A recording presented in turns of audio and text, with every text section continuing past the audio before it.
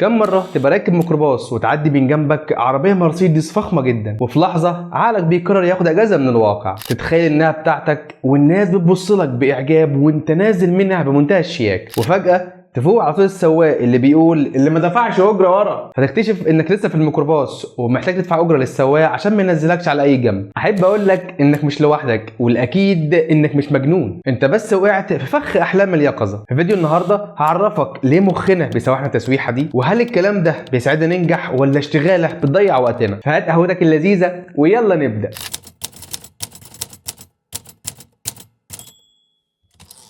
أحلام اليقظة هي إن عقلك بيقرر ياخد فسحة بعيدة عن الواقع، حالة من السرحان بتفصل فيها عن اللي بيحصل حواليك، بتدخل فيها فيلم خاص جوه دماغك، بتكون أنت المخرج والمؤلف والبطل كمان. تقدر تعتبرها نسخة مجانية من الفيجوال رياليتي أو الواقع الافتراضي بتاعك. من كام سنة الدنيا اتقلبت على كتاب اسمه السر ذا سيكريت. الكتاب ده سوق لحاجه اسمها قانون الجذب لو اوف اتراكشن، وفكرته ببساطه تخيل النجاح وهيجي لك لحد عندك. للاسف الكتاب حقق مبيعات كبيره جدا لانه بيبيع الوهم المريح، بيقول لك مش لازم تتعب ولا تحط خطه عشان توصل لهدفك. لو بتحلم يكون عندك مرسيدس، اتخيل نفسك بتسوقها على الطريق او راكنها تحت البيت او بتفسح بيها مع اصحابك، وخيالاتك دي هتسخر لك الكون وتقدر تجيب المرسيدس. بعض الناس حاولوا يجملوا الموضوع ان ده تفاؤل، وبيستشهدوا بمقوله تفاؤلوا بالخير تجدوه، اللي هي بالمناسبه مش حديث اصلا، وده غلط تماما. لان التفاؤل الحقيقي هو انك تتوقع الافضل مع العمل على تحقيقه، انك تتفائل بالنجاح وانت بتذاكر مش وانت نايم على السرير بتحلم بيوم التخرج من غير ما نفتح كتاب.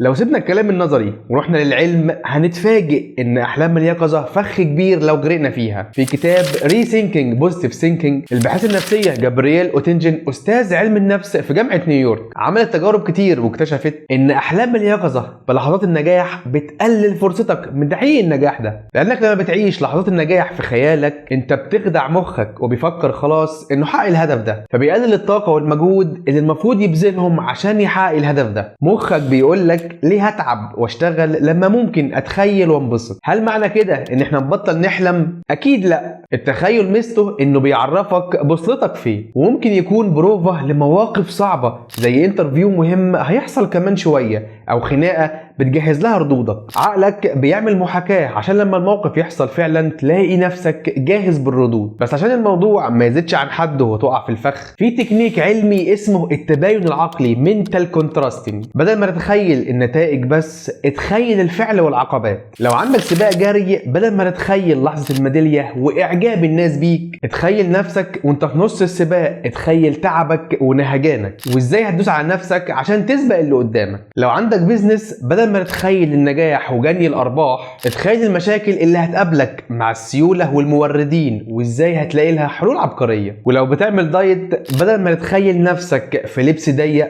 اتخيل لحظات ضعفك قدام الاكل وازاي هتقدر تقاوم وتكمل. انت هنا بتدي مخك خبره مسبقه بالعقبات، فبتحضره للواقع مش للاوهام. الفرق بين اللي بيحلم واللي بينجح هو ان الاول عايش في النتيجه، والتاني مستمتع بالرحلة والتغلب على المشاكل. أحلام اليقظة زي البهارات، شوية منها بتحلي طعم الحياة وبتدينا طاقة إننا نكمل، بس لو كترت منها بتبوظ الطبخة كلها. خليك أنت المخرج واستمتع بخيالك، بس دايما خلي رجلك ثابتة على أرض الواقع. اكتب لي في الكومنتات اغرب حلم يقظة عشته، مستني حكاويكم في الكومنتات. لايك لو الفيديو عجبك، شارك الفيديو مع معارفك واصحابك تعالوا يستفيدوا، ولو احنا على اليوتيوب نشترك على القناة. سلام.